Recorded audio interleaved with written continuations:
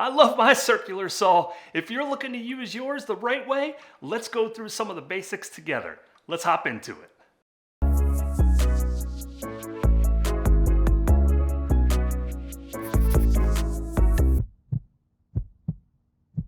Now I know you're looking for ways to learn how to cut with this saw, and we're gonna get there. But before we get there, let's talk about some of the basics. First, let's run through the parts of the circular saw. You have two handles on your circular saw. The first is in the back here. This is your trigger handle where you're actually turning the saw on and off. And then you have a front handle, which is really just used for stabilization when you're doing a cut. You might come across the wood using both hands just to keep it steady.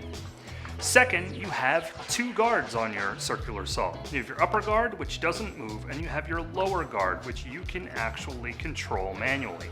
Now, as you go to cut dimensional wood or plywood, you don't have to move the lower guard. It will move by itself as it gets resistance from the actual wood.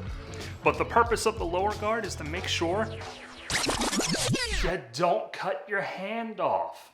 Dead serious, people. Don't put your hand down where the business end of this thing is.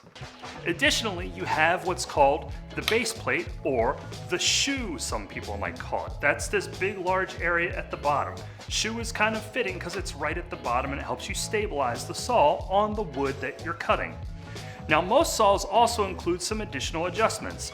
First, there's an adjustment on the front, mine has one, for the shoe. So if I want to control the angle at which I'm going to cut, I simply loosen my adjustment and then I can start to tilt the saw. Mine goes straight to a 45-degree angle and anywhere in between, and it has some stopping points that it locks into along the way. Many saws do this differently. Now, also on the back of the saw, there is an adjustment that allows you to control the depth of your cut. And if you loosen this, you can start to move the shoe up and down. As I move it up and down, I can control how deep I want my cut to be. So if I need to only cut an inch, I can move it up to the inch mark. And mine actually has a little gauge on the side that will show you how deep you're going with your cut. On the front of the shoe, you're going to notice that there's a couple of notches on here. And this first one is going to be your cutting line. When you make your cut, you line this up against your pencil mark that you make on the material that you're cutting.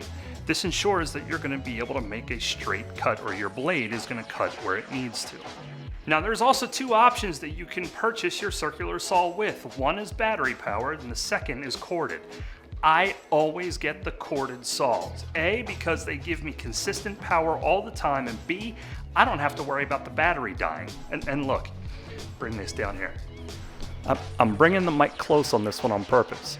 If you're just starting out and buying a circular saw, get the corded version. Number one, there's no outlet that's too far from you if you're just doing basic DIY projects. But number two, it's less expensive. All right, now if you're ready to hit some of the basic cuts you can make with your circular saw, hit the video at the top right-hand corner of the screen to take you there. Until the next time, keep doing it yourself.